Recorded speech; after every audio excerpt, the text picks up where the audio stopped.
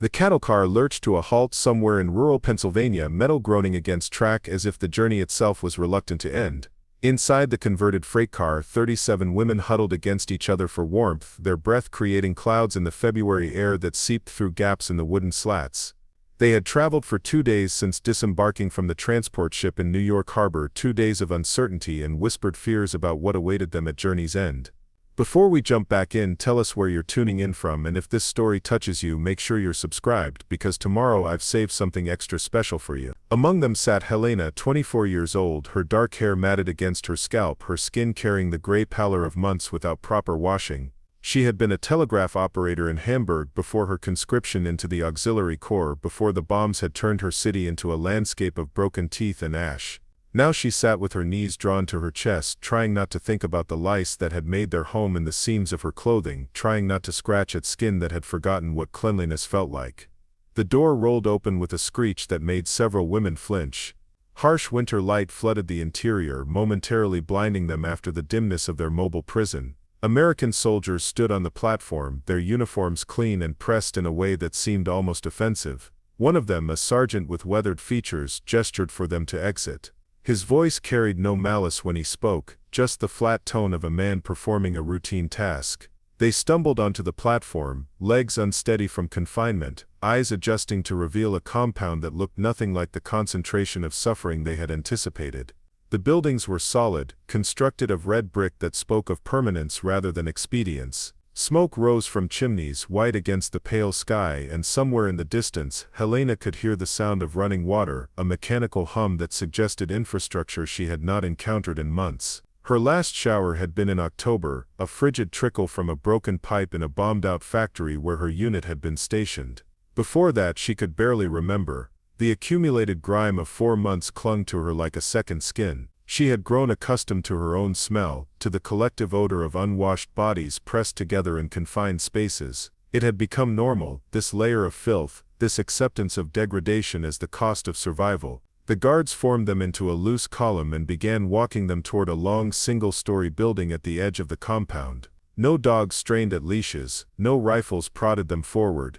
Just men in coats walking alongside women in rags, the contrast so stark it felt deliberate, designed to emphasize the distance between victor and vanquished. Helena noticed the other women glancing at each other, confusion written on faces too tired for much expression. Where was the violence they had been promised?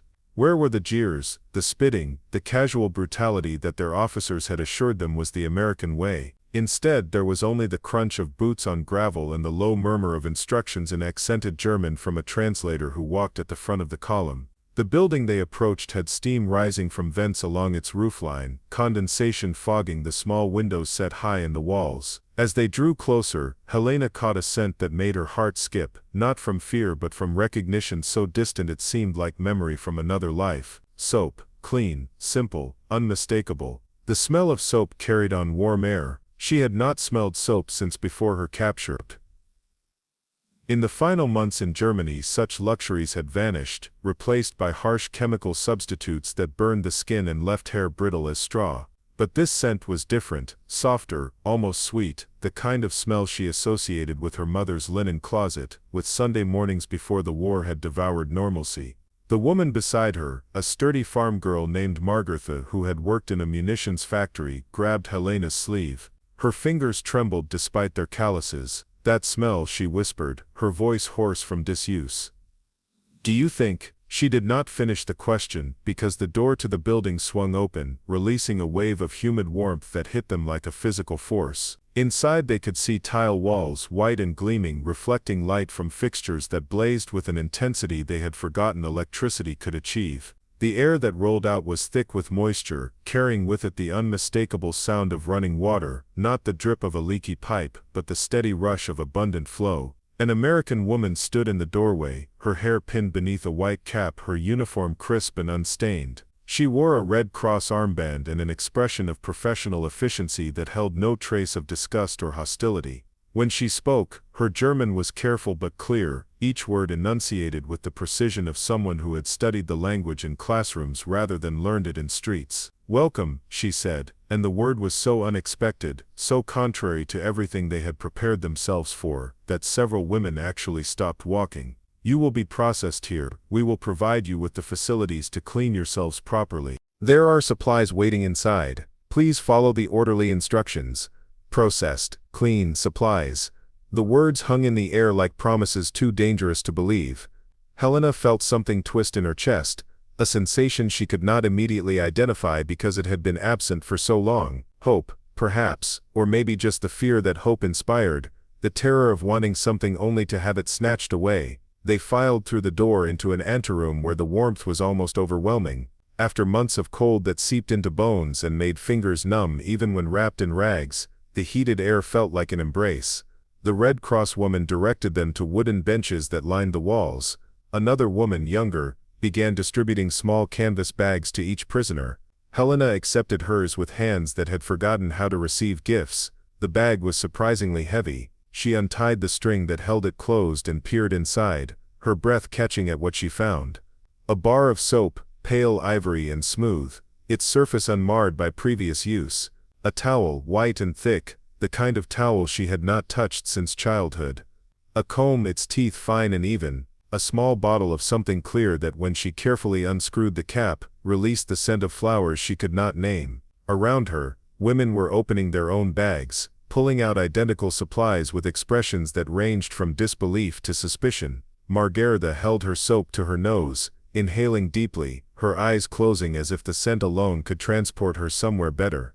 An older woman named Frida examined the towel with the intensity of someone searching for deception, running her fingers over the fabric as if expecting it to dissolve at her touch. "This cannot be real," Frida muttered, her voice carrying the harsh rasp of someone who had survived too much to trust kindness. "No one gives prisoners such things. They must want something. They must expect us to." But she did not finish because the Red Cross woman had begun speaking again, explaining in her careful German that they would be divided into groups of 10, that each group would have 30 minutes in the washing facilities, that there would be privacy screens and that guards would remain outside unless emergency assistance was required. Privacy. The word was almost laughable. They had lived for months without privacy, had grown accustomed to performing every bodily function in full view of others, had learned to shed the last remnants of modesty along with their civilian lives. But now this woman spoke of privacy as if it were a natural right, something to be offered even to enemies, even to prisoners who had fought against the very nation now offering them dignity. The first group was called 10 women, who rose with visible reluctance, clutching their canvas bags as if they contained treasure rather than basic necessities. They disappeared through a doorway deeper into the building, and those who remained sat in silence, straining to hear what happened beyond that threshold. For several minutes there was nothing but the sound of water running and low voices giving instructions. Then, drifting back through the doorway, came a sound that made Helena's throat tighten. One of the women in the first group had begun to cry, not the harsh sobs of grief, but something softer, almost wondering. The crying was joined by others, a chorus of emotional release that spoke of something transformative happening beyond their sight. Helena's group was called third. She stood with 9 other women, her legs unsteady, not from weakness but from anticipation mixed with dread. They walked through the doorway into a space that defied every expectation, shaped by months of deprivation. The room was large, its walls covered in white tile that reflected the bright lights overhead. Along one wall ran a series of shower heads, more than she could quickly count, each one gleaming chrome and positioned at perfect height. But it was the steam that truly captured her attention. It rose from the floor drains in visible clouds, evidence of water hot enough to generate vapor, hot enough to scald away months of accumulated filth. Hot water. They were being offered hot water. Not the frigid trickle that had characterized every washing experience of the past year, not the icy shock that made cleaning oneself an ordeal to be endured as quickly as possible, but actual hot water in quantities that seemed unlimited. A matron in a white uniform gestured to privacy screens that divided the space into individual stalls. Her expression was neutral, professional, as if there was nothing extraordinary about offering such facilities to prisoners of war. She explained through the translator that they should remove their clothing, place it in the bins provided, that new garments would be issued after they had washed, that they should take their time, that there was no rush. Preparing and narrating this story took us a lot of time, so if you are enjoying it, subscribe to our channel. It means a lot to us. Now back to the story. Take their time. The instructions seemed absurd. When had they last been told to take their time with anything? Every moment of the past months had been measured in efficiency and speed, in doing what was necessary as quickly as possible before the next crisis, the next alarm, the next moment of danger. Helena moved behind one of the screens with her canvas bag clutched to her chest. The privacy felt strange after so long without it, almost uncomfortable in its unfamiliarity. She began to undress, peeling away layers that had become part of her, clothing she had worn for so long that removing it felt like shedding skin. Her uniform was stiff with dirt and sweat, the fabric discolored by substances she preferred not to identify. Her undergarments had holes worn through from constant wear, the elastic long since failed. As she stripped away each layer she caught sight of her own body, and had to suppress a gasp at what she saw. Her ribs were visible, her hip bones protruding sharply. Her skin was marked with rashes and sores, evidence of malnutrition and poor hygiene. But worse than the physical deterioration was the layer of grime that covered everything. A patina of dirt so complete that her natural skin tone was barely visible beneath it. She had become a creature of filth, and only now in the harsh light of this clean room could she fully comprehend how far she had fallen. She stepped toward the shower, reaching for the handle with trembling fingers. For a moment she hesitated, afraid that turning it would reveal the cruel joke, that only cold water would emerge, or worse, that nothing would come at all. But she turned it anyway because hope, once ignited, demanded action even in the face of potential disappointment. Water exploded from the shower head with a force that made her jump back. Not a trickle, not a hesitant flow, but a torrent of water that cascaded down with the abundance she had forgotten was possible, and it was hot. Not lukewarm, not barely heated, but genuinely hot, steam rising where it hit the cool air, warmth radiating from the spray. Helena stepped under the flow and felt her knees nearly buckle. The sensation of hot water on her skin was so intense, so overwhelming, that for a moment she could not breathe. It cascaded over her head, soaking her matted hair, running down her back, washing over skin that had forgotten what cleanliness felt like. The heat penetrated deep, reaching muscles that had been tensed against cold for so long they had forgotten how to relax. She stood motionless, letting the water pour over her, and began to weep. The tears came from somewhere deep and unguarded, a place she had locked away during the long months of survival. They mixed with the shower water, indistinguishable from the flow that washed away months of accumulated despair along with the physical grime. Around her, behind other privacy screens, she could hear similar reactions. Women crying, women laughing, women making sounds that had no clear emotion attached, just the raw release of feelings too long suppressed. The sound of abundance was everywhere, water running from multiple shower heads simultaneously, a symphony of excess that seemed almost obscene in its generosity. Helena reached for the soap with shaking hands. The bar was smooth and perfect, its surface unmarked by previous use. When she wet it and began to work up a lather, the foam that formed was white and rich, nothing like the gray scum produced by the harsh substitutes she had grown accustomed to. She rubbed it over her arms, watching as the water turned gray with dissolved dirt, as layers of filth began to peel away, revealing skin she barely recognized as her own. She scrubbed harder, desperate now to remove every trace of the past months, to wash away not just the physical grime, but the memory of what she had endured. The soap glided over her skin, creating suds that felt luxurious, almost decadent. She worked it into her hair, her fingers encountering tangles and knots that would require patience to unravel, but for the first time in months, she had the tools and the time to address them properly. The comb from her canvas bag had fine teeth designed for thorough work. She began at the ends of her hair, working carefully through each section, and felt satisfaction as tangles gave way, as her hair began to remember its natural texture. With each pass of the comb, she removed not just knots but also evidence of infestation. Creatures that had made their home in her scalp now washed away down the drain. Minutes passed though she had lost all sense of time's passage. The water continued its generous flow, never cooling, never diminishing. She soaped and rinsed, then soaped again, unable to believe that the water would not suddenly stop, that this abundance would not be revealed as temporary, a brief reprieve before returning to the deprivation that had become normal. But the water did not stop. It continued to pour, hot and plentiful, as if the Americans possessed such wealth that they could afford to waste it on prisoners, on enemies, on women who had fought against them and lost. The generosity was staggering, almost incomprehensible. While German civilians scratched frost from windows to have something to drink, while cities struggled with broken water mains and failed infrastructure, here in the heart of enemy territory, captured soldiers were being offered hot showers with no apparent limit on duration or quantity. Helena opened the small bottle from her canvas bag, the one with the floral scent. The liquid inside was thick and pearlescent. She poured some into her palm and recognized it immediately, despite months without encountering such luxury. Shampoo. Actual shampoo formulated specifically for hair, not the harsh soap that stripped natural oils and left hair brittle and damaged.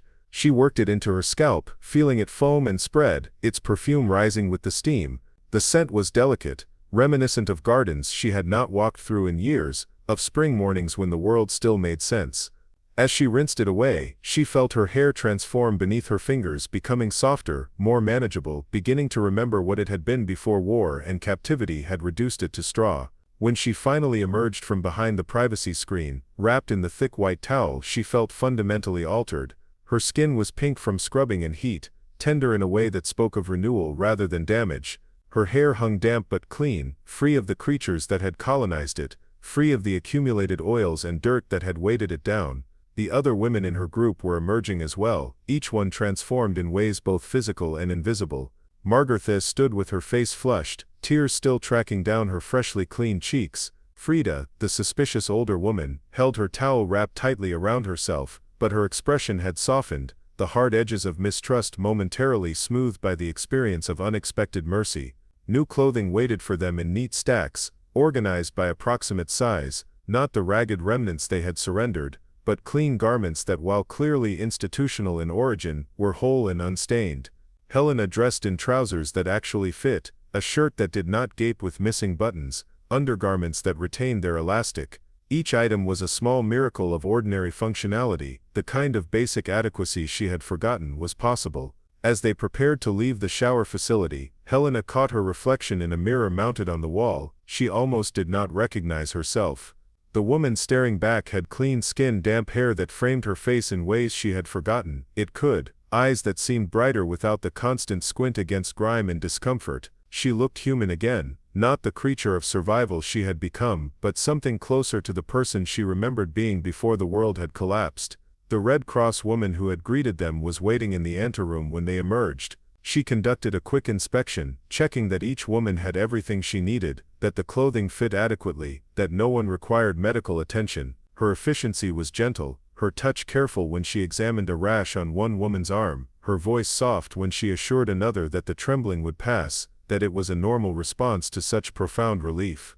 "There is food waiting in the dining hall," she told them in her careful German. "You must eat slowly. Your bodies are not accustomed to proper nutrition. If you eat too quickly you will become ill, but there is plenty. No one will take it from you. You may eat until you are satisfied." Food. The word triggered responses that the shower had temporarily muted. Hunger reasserted itself now that the immediate need for cleanliness had been addressed. Helena's stomach cramped with want, with months of inadequate rations, with the body's desperate need for sustenance beyond mere survival.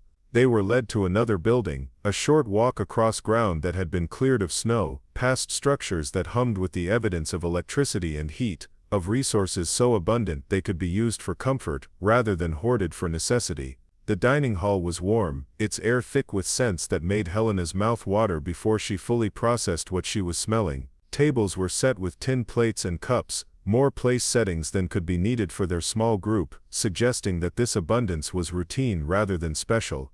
At one end of the room, steam tables held quantities of food that seemed impossible, not the thin gruel that had sustained them during transport, not the meager rations of their final weeks in Germany, but actual meals prepared with care and variety.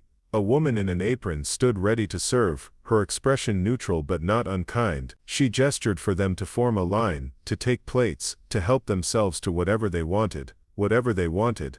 The concept was so foreign that several women hesitated, uncertain whether this was permission or trap. Helena stepped forward, accepting a plate that was warm from recent washing. The first serving station held vegetables, carrots and peas that gleamed with butter, potatoes that had been mashed to creamy smoothness. The woman with the apron spooned generous portions onto her plate without being asked, without requiring pleading or proof of worthiness.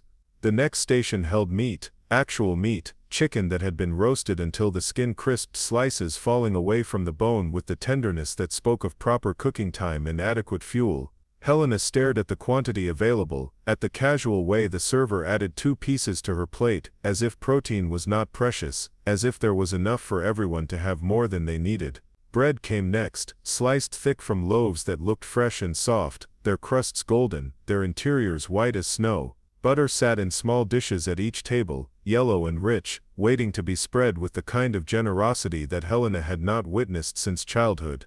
There was soup as well, clear broth dotted with vegetables and small pieces of meat, steam rising from tureens that could feed dozens. By the time Helena reached the end of the serving line, her plate was heaped with more food than she had seen in a single meal since before her conscription.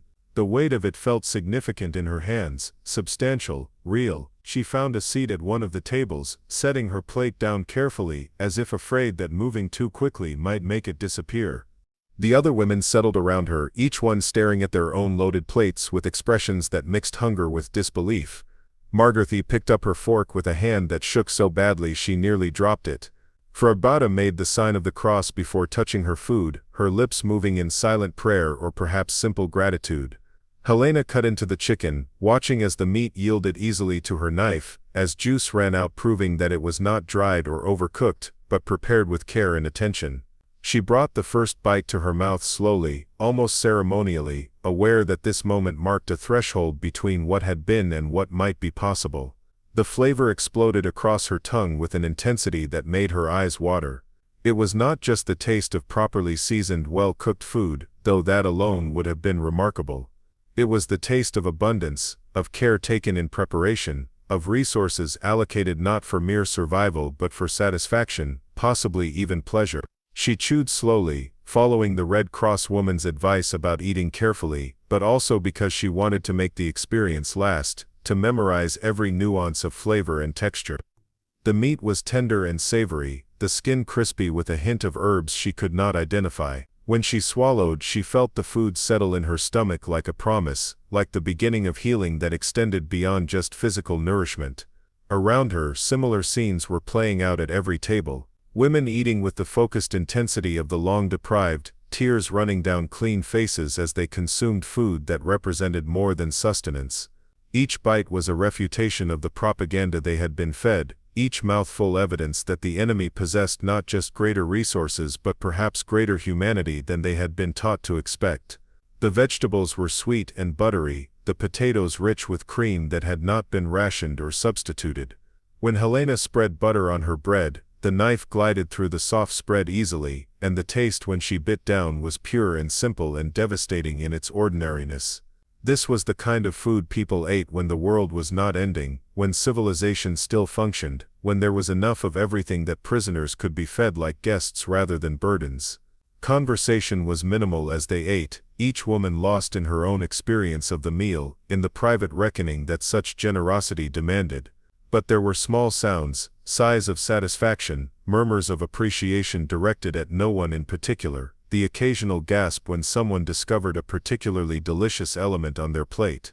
Helena finished her chicken and vegetables, then tackled the soup, which proved to be rich with flavor and filled with chunks of meat and vegetables that would have constituted an entire meal on their own. The broth was clear and golden, tasting of long simmering and careful preparation, nothing like the thin liquid that passed for soup in their previous experience.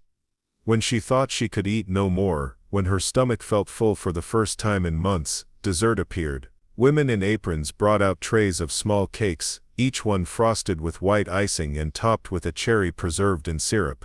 The cakes were light and moist, the frosting sweet but not cloying, the cherry a burst of fruit flavor that Helena had forgotten existed. She ate her cake slowly, making it last, aware that this might be the only such dessert she would see during her captivity, wanting to preserve the memory in case the abundance proved temporary. But even as she thought this, she noticed that the women serving were bringing out second and third trays, that there seemed to be enough cakes for everyone to have multiple servings if they wished.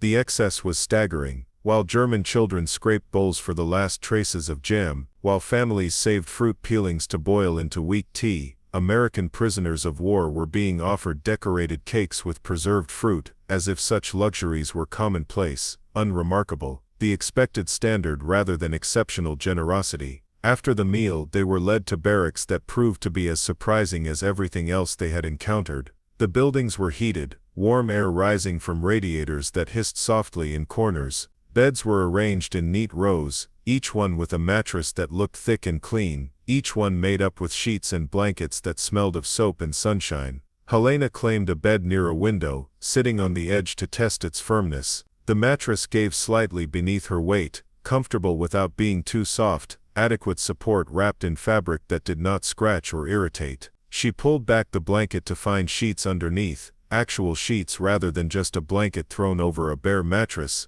another small luxury that spoke of attention to basic comfort. As she settled in for her first night in captivity, clean and fed and warm for the first time in months, Helena found herself struggling with emotions that had no clear name. Gratitude warred with guilt, relief mixed with confusion. The enemy had shown her more kindness in a single day than her own leaders had offered in the final year of the war, and that realization carried implications too large to fully process in one evening. She lay down on her clean sheets, pulled the blanket up to her chin, and felt her body begin to relax in ways it had not been able to for so long. The bed was soft, the room was warm, her skin was clean and her stomach was full. These simple facts felt revolutionary, transformative, impossible. Through the window, she could see stars beginning to appear in the darkening sky, the same stars that shone over Germany where her family struggled with cold and hunger, where cities smoldered, and people survived on hope and stubbornness. She wondered what they would think if they could see her now, clean and fed and safe in the heart of enemy territory, treated with a dignity she had not experienced from her own countrymen.